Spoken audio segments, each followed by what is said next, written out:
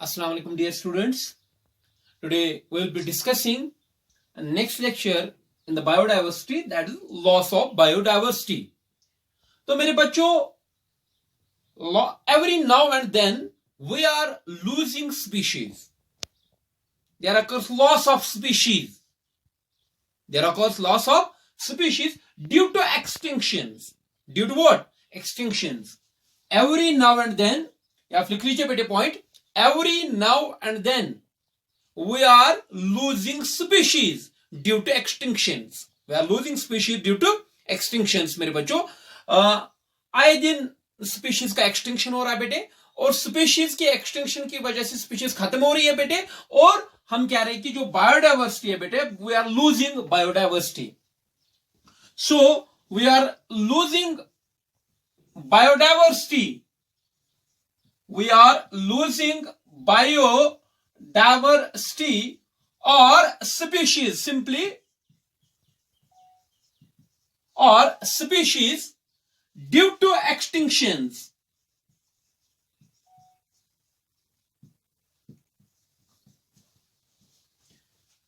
So it's very much clear to you, my dear students, that we are losing what is called as biodiversity, or we are losing species due to extinctions. Now, question arises is that what is extinction? Now, question arises is that what is extinction, beta?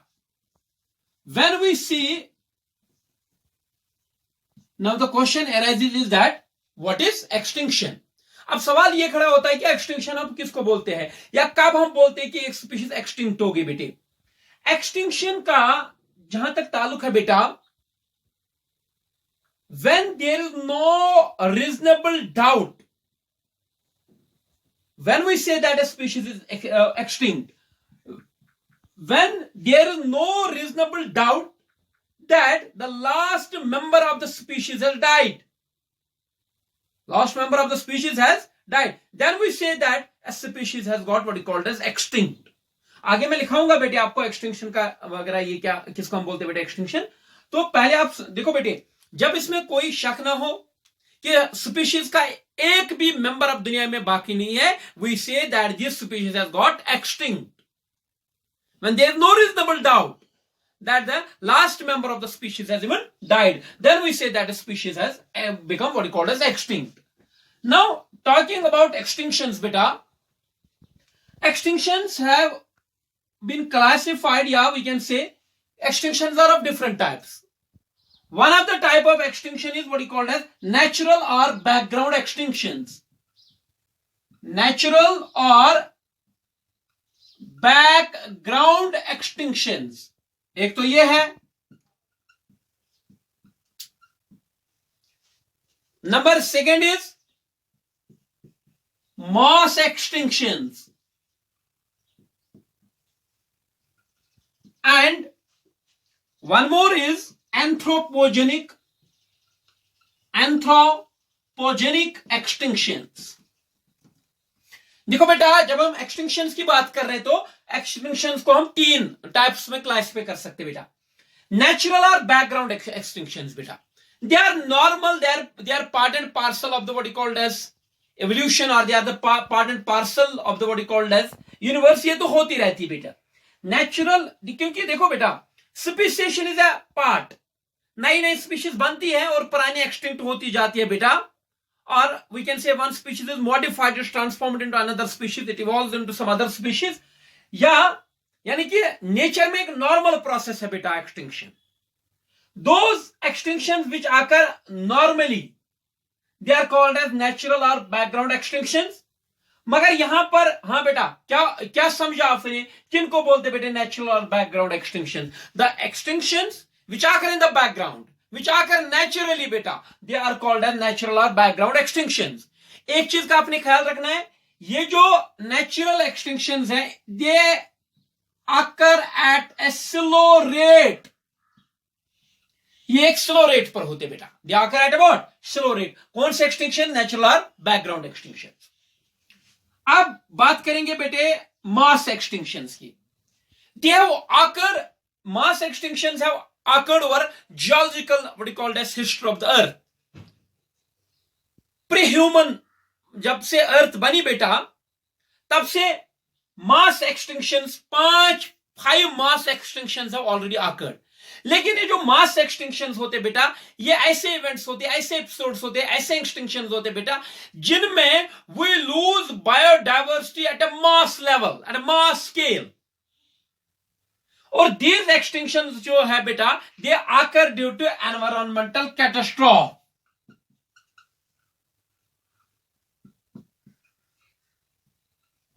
They occur due to environmental कैटास्ट्रॉफ्स बेटा। और ये extinctions होती रही है बेटा from the past geological time periods, जब से earth बनी है बेटा या जब से लाइफ बनी है अर्थ पे, already there have occurred 5 what you called as mass extinctions.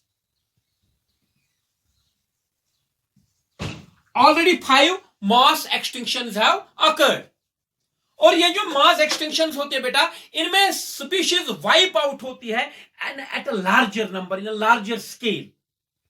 तो we are what you called as, we are in the making of the 6th extinction, mass extinction, sorry। अब कह रहे हैं कि तो अब ये कहा जाता है बेटा कि अब 6th मास एक्सटिंक्शन होने वाली है, और जो मास एक्सटिंक्शन जो होने वाली है बेटा that would be what you called as due to anthropogenic reasons. अब एंथ्रोपोजेनिक एक्सटिंक्शंस किनको बोलते हैं? The extinctions which occur which result due to human interfere.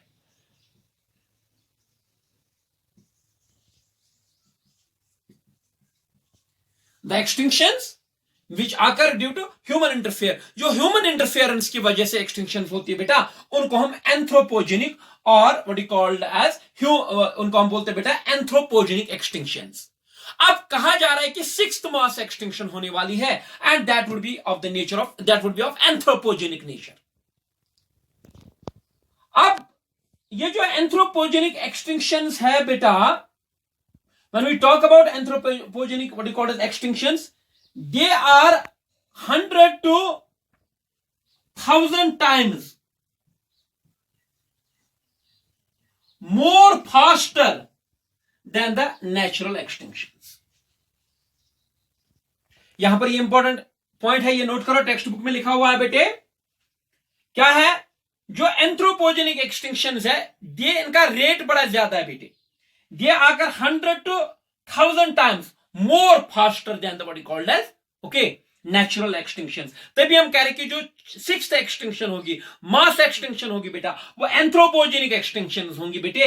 And it has been what you called as, ecologists have warned, ecologist ने warning दी है बेटा that if the current rate of the extinctions continue, जो अभी rate है extinctions का बेटा, if the current rate of extinctions continue, we would lose half of the current present species, we would lose half of the present species on the earth in coming 100 years। तो इससे आप अंदाजा लगा सकते हैं बेटा कि एक्सटिंक्शंस का कितना ज्यादा रेट है अभी। ओके तो मेरे बच्चों एक्सटिंक्शंस 3 प्रकार के होते हैं, नेचुरल और बैकग्राउंड एक्सटिंक्शंस, जो बैकग्राउंड में होती जा रही है बेटे नेचुरली, तो उनको हम, बट इनका ये फीचर है जो अगर एट स्लो रेट।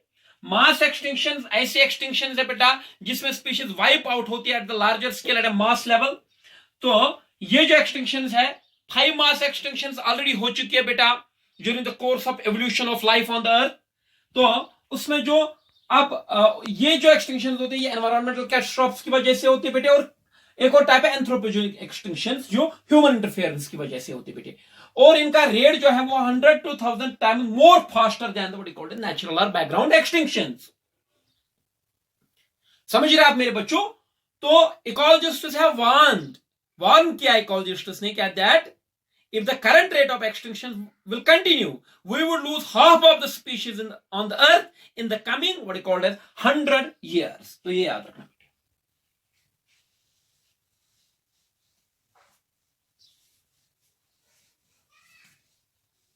ओके बेटे, now dear students I would be talking about IUCN red list. IUCN में आपको ऑलरेडी बोल चुका हूं बेटा, IUCN is International Union for Conservation of Nature and Natural Resources. It is also called as World Conservation Union। इन्होंने एक inventory comprehensive एक inventory बनाई है बेटा, या इन्होंने कैटलॉग किया है, मैं शॉर्ट में आपको बोलूंगा, they have catalogued red data book, इन्हें कैटलॉग की हुई है बेटा रेड डेटा बुक। आप बोलेंगे सर ये रेड डेटा बुक है क्या? ये कैटलॉग है, ये एक लिस्ट है, ये एक इन्वेंट्री है उन स्पीशीज की which have got extinct, which have got extinct and which are facing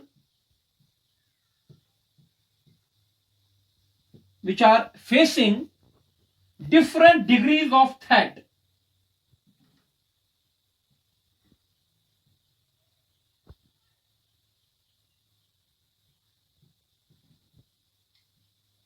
तो ये आप नोट कर लो बेटी, ये इंपॉर्टेंट पॉइंट है।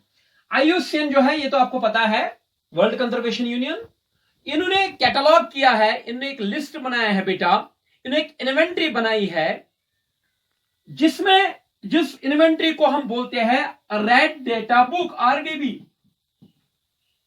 रेड डेटा बुक क्या होता है बेटा? इसमें उन स्पीशीज की बारे में इंफॉर्मेशन है which have got extinct, या जो तो अभी तक एक्सटिंक्ट हो गई बेटा, या जो ज्यादा इंपॉर्टेंट है, दो इसमें इन स्पीशीज का मेंशन है which are facing different degrees of threat।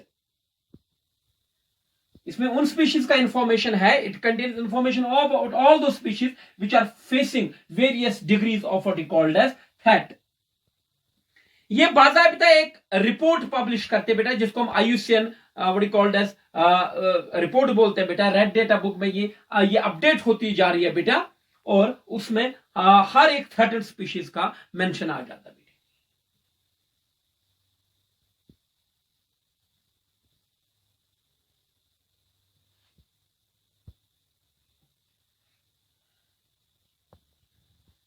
According to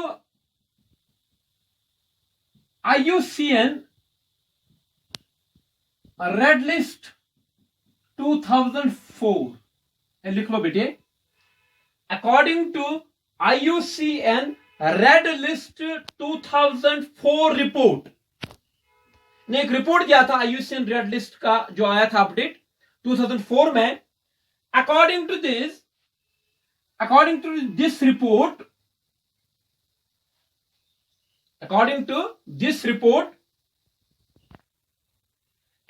this report 784 species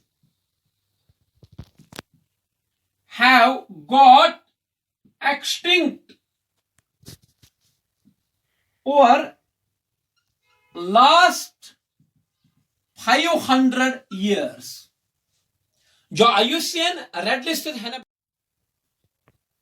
so 780 species have got extinct over last 500 years, which include 300, ऐसे लिखो आप, WIP,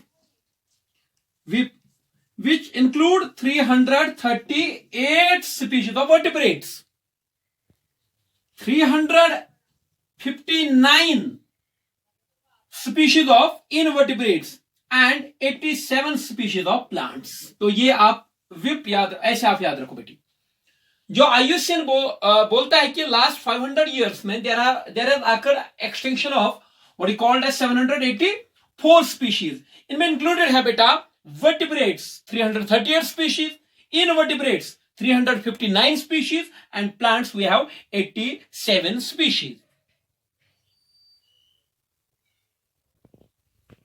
और इसमें जो 75% ऑफ एक्सटिंक्शन है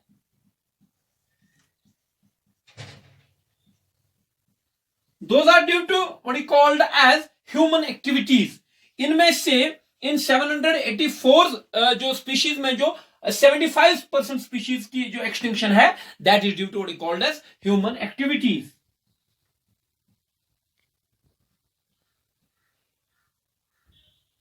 ओके बेटा,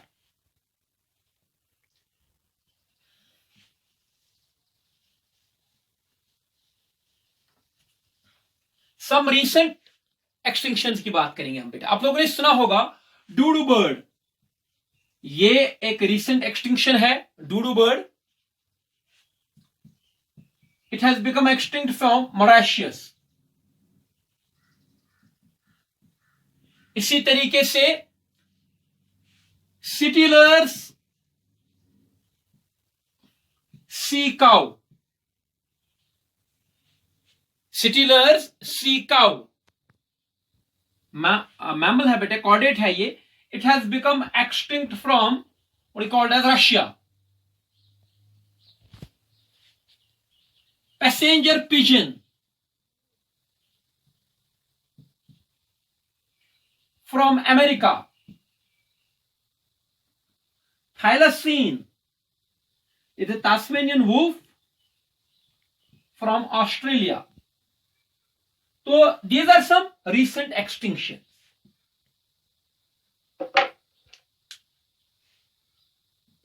Some recent extinction.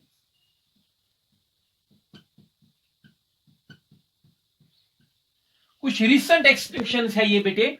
डूडू बर्ड एक्सटिंक्ट हो चुका है, सिटिलर सी काउ एक्सटिंक्ट हो चुकी है बेटा, passenger pigeon, thylacine, these are some recent what is called as extinction. From India, अगर हम इंडिया की बात करेंगे बेटा, 3 सब स्पीशीज ऑफ टाइगर। चलो ये आप कॉपी, ये कॉपी किया आप लोगों ने बेटे।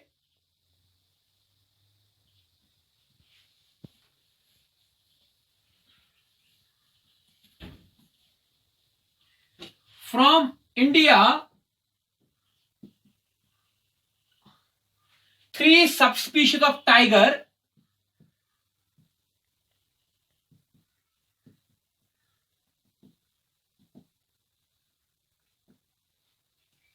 from India, 3 subspecies of tiger have become extinct.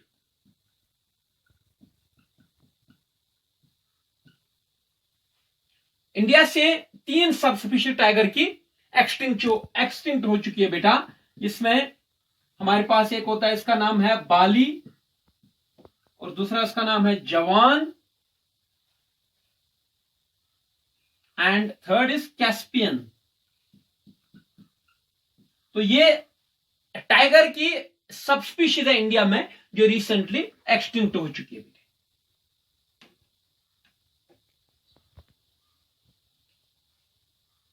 तो जैसा कि मैंने आपको बोला, in last 500 years how many species have become extinct? 784 species have become what is called as extinct. Likewise, in last 20 years 27 species have become extinct. 500 years में 784 extinctions, लेकिन last 20 years में 27 extinctions देखने को मिली बेटा।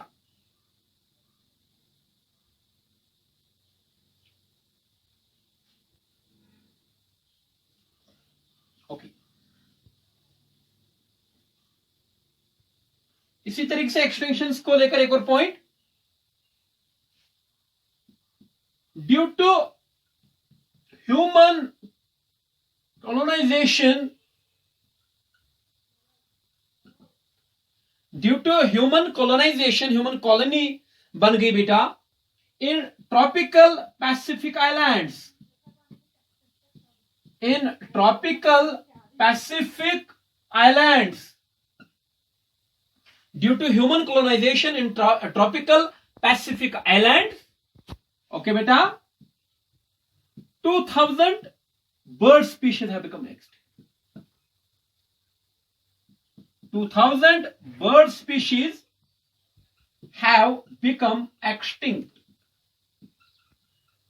due to human colonization in tropical Pacific islands. 2000 bird species have become extinct. Okay beta,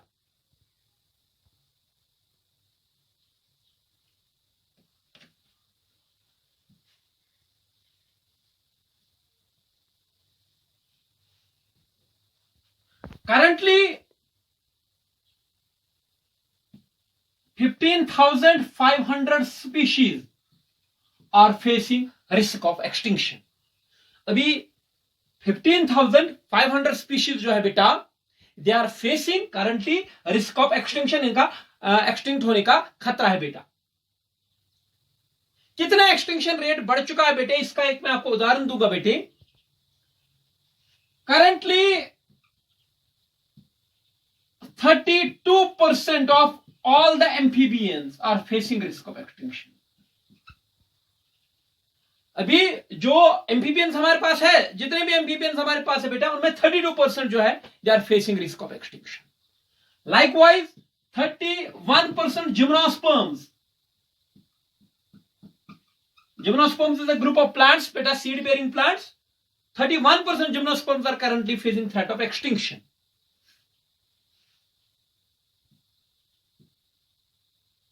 Likewise, 23% mammals are also facing threat of extinction, and 12% of all the birds are facing threat of extinction. तो इस तरीके से मैंने आपको बोला बेटा, जो हमारे पास बायोडाइवर्सिटी है, जो इसमें 4 ग्रुप्स हैं, amphibian, gymnosperm, mammals and birds, मैंने आपको बताया कि कौन सा ग्रुप कितनी एक्सटिंक्शन का थ्रेट फेस कर रहा है। 32% amphibians, not a joke, 31% gymnosperms, 23% mammals and 12% birds are currently facing threat of extinction. Facing threat of extinction.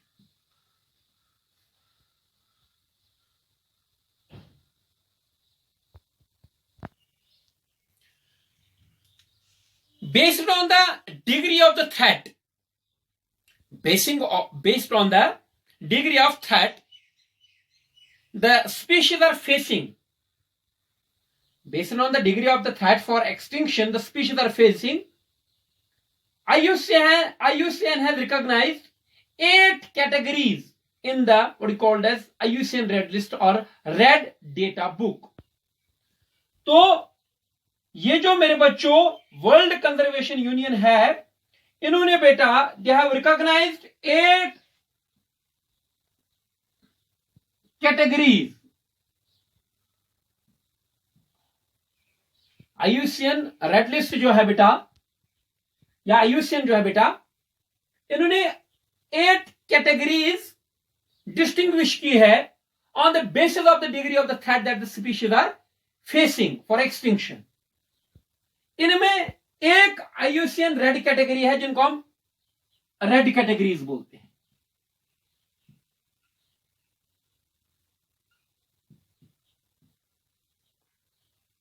IUCN ने रिकॉग्नाइज किया है 8 रेड कैटेगरीज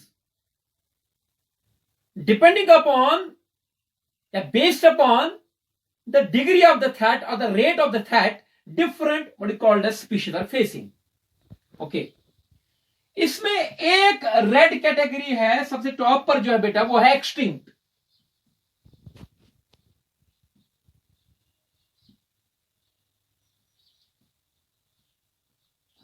आप बोलेंगे आप बेटे स्पीशीज एक्सटिंक्ट हो गई।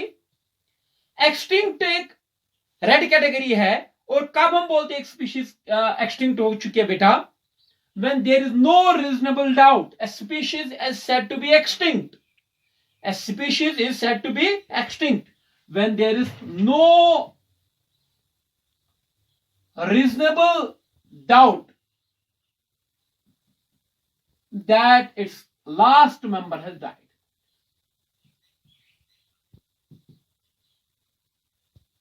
ये आप बेटे कॉपी कर लो।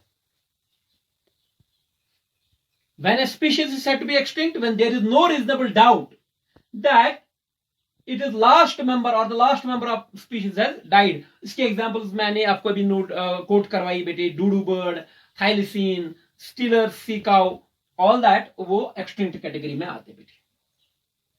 दूसरे हमारे पास आ जाती है बेटा एक्सटिंक्ट इन द वाइल्ड। ये थोड़ा डिफरेंट है।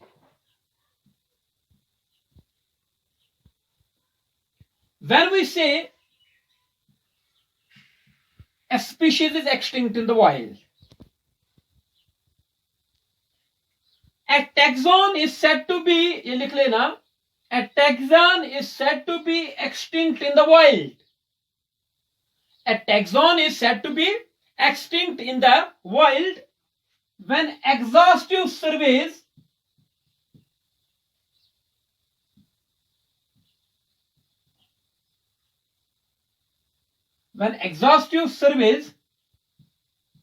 in its natural and expected habitats fail to record an injury.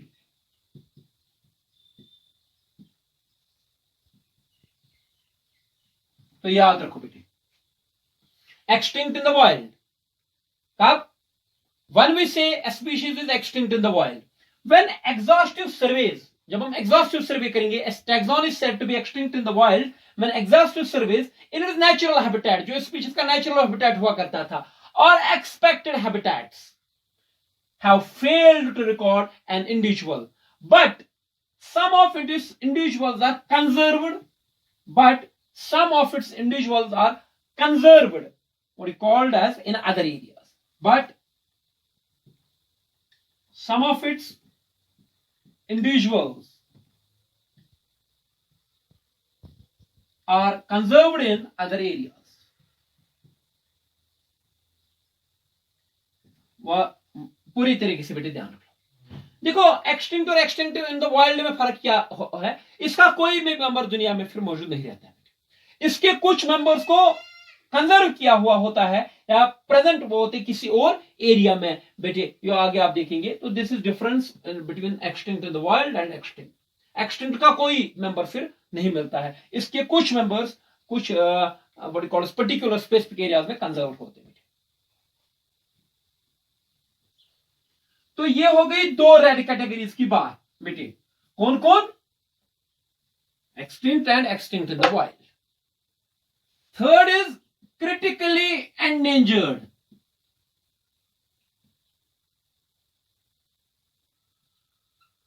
Critically endangered. A taxon is said to be critically endangered.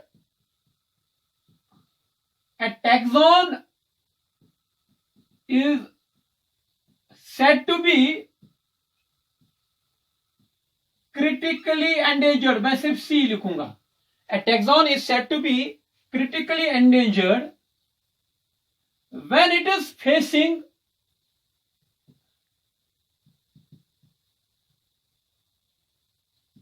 extremely high risk of extinction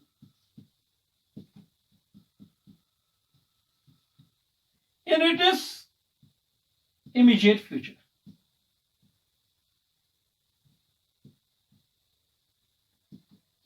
That's very very important बेटे।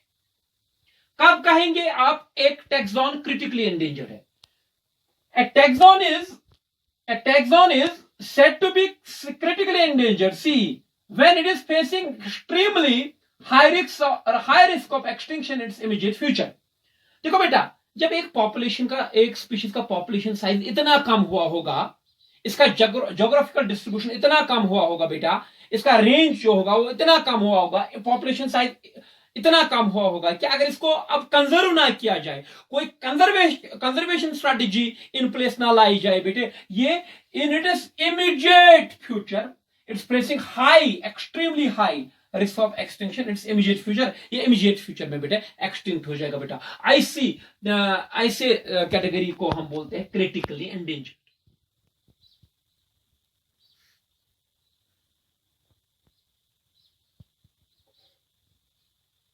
Okay. Fourth is now endangered.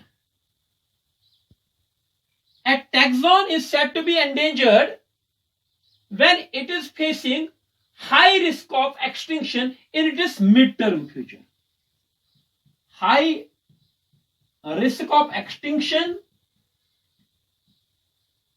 in its mid-term future. तो याद रखो, बाकी यही है। A taxon is said to be endangered when it is facing high risk of extinction in its mid-term future.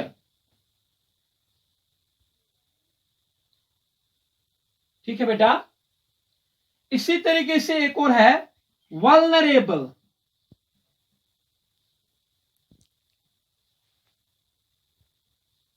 A taxon is said to be vulnerable when it is facing high risk of extinction. When it is facing high risk of extinction,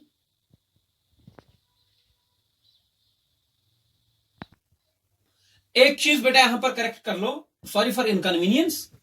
A taxon is said to be endangered when it's facing high risk of extinction in its near future. Immediate नहीं, but near future. A taxon is said to be endangered when it's facing high risk of extinction in its near future. Vulnerable. A taxon is said to be vulnerable when it's facing high risk of extinction in its mid-term future या mid-term future. Mid-term, इसको भी थोड़ा time है, mid-term future. अच्छा मेरे बच्चों, एक सवाल मैं आपसे इधर पूछता हूं.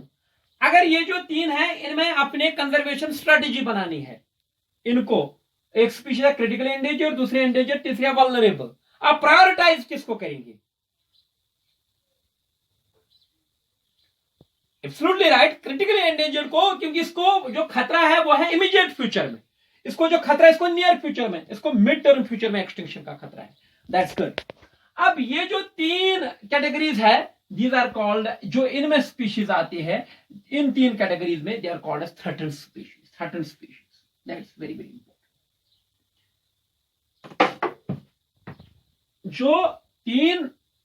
जो स्पीशीज इन तीन कैटेगरीज में आती है बेटे, they are called as threatened species. Threatened species को कहा जाता है. The species which come in either critically endangered category or endangered category or vulnerable what you called as category. जो इन तीन जो स्पीशीज इन तीन कैटेगरीज में आती है बेटा, उनको हम बोलते हैं threatened categories, threatened species, sorry threatened species. Okay, हो गई 5.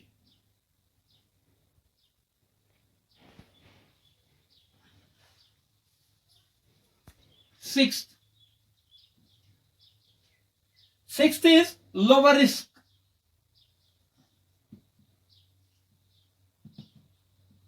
देखो बेटा, when a species is assessed for its conservation, what you call as status, अगर हमें एक स्पीशीज का बेटा सर्वे किया, it is neither falling in the category of critically endangered, endangered or vulnerable. उन स्पीशीज को which neither satisfy the criteria for critically endangered nor endangered nor what is called as vulnerable, ऐसी species को हम, ऐसी category को हम lower risk कहते हैं बेटे. A species which fails to fulfill the criteria of critically endangered, endangered or vulnerable, वो स्पीशीज जो ना क्रिटिकल एंडेंजर्ड वाले में आती है, ना एंडेंजर्ड वाले में आती है, ना वल्नरेबल में आ जाती है बेटे, ऐसे टैक्सॉन को हम कहते हैं, उनको हम पुट करते हैं in other category, that's called as lower risk.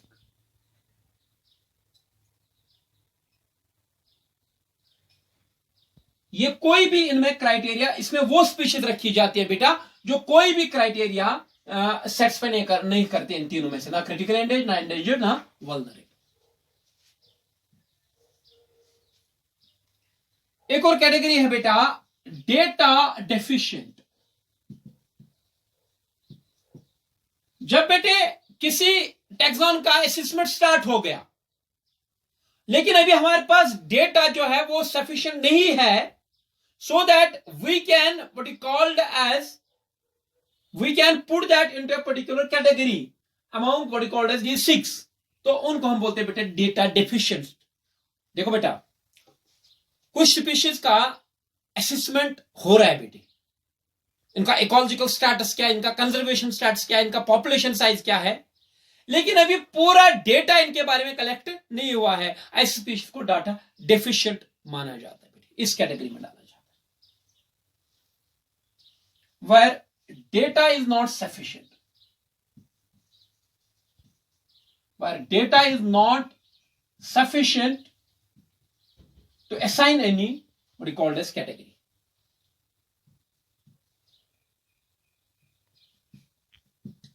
Not evaluated, एक और है 8वीं है बेटा नॉट एवेलुएटेड। इसमें वो स्पीशीज सारी डाली जाती है बेटा जिनका अभी तक असेसमेंट नहीं हुआ है, नो असेसमेंट।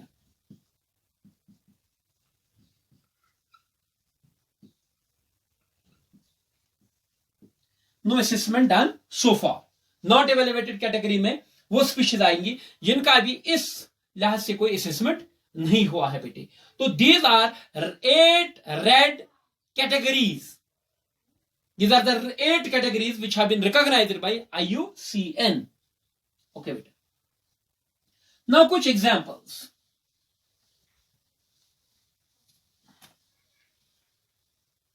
अगर हम critically endangered लेंगे, यहां पर लेंगे प्लांट स्पीशीज और यहां पर एनिमल स्पीशीज। मुझे मेरे बच्चे बताओ कब बोलेंगे आप किसी भी टैक्सॉन को critically endangered? When a taxon is facing extremely high risk of extinction in its immediate future. अगर प्लांट्स में क्रिटिकली एंडेंजर्ड की बात करी जाए तो बर्बेरस निलगरहेंसिस,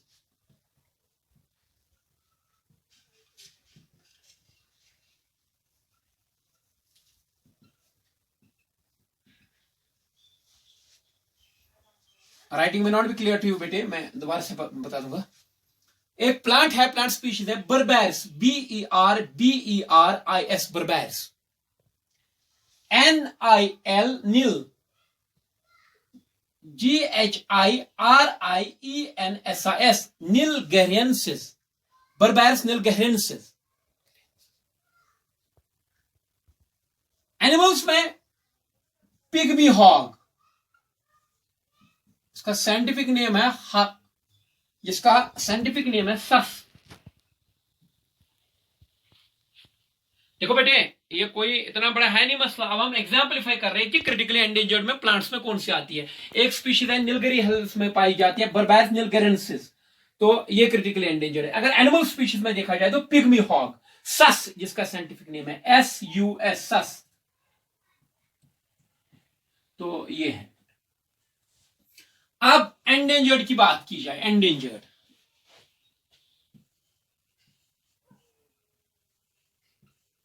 एंडेंजर्ड में हमारे पास आ जाता है बेटे प्लांट्स में बेंटिका, बेंटिकिया,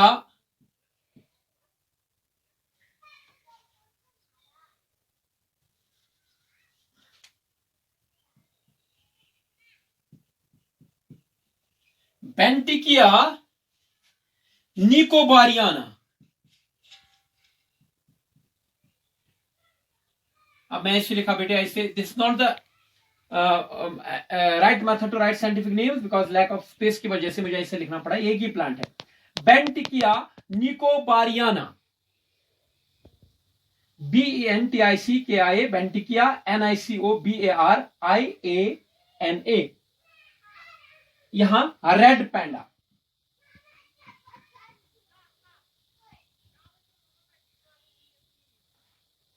इसी तरीके से वल्नरेबल, वल्नरेबल में हमारे पास आ जाता है यहां प्लांट्स में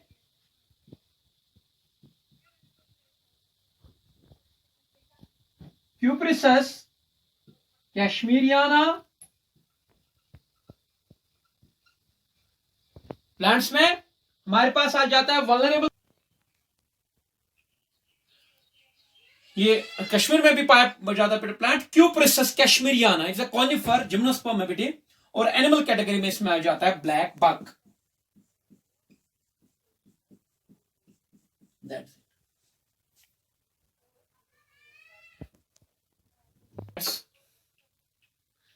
दैट्स ऑल फॉर टुडे बेटे।